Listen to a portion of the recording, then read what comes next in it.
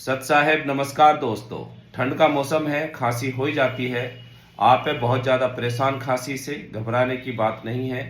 तो black colour लीजिए और लेफ्ट थंब के दोनों जॉइंट पर आप करेंगे ब्लैक कलर और स्मॉल फिंगर के नीचे वाले जॉइंट पर आप लगाएंगे मेथी की पट्टी दोनों ही हाथों में।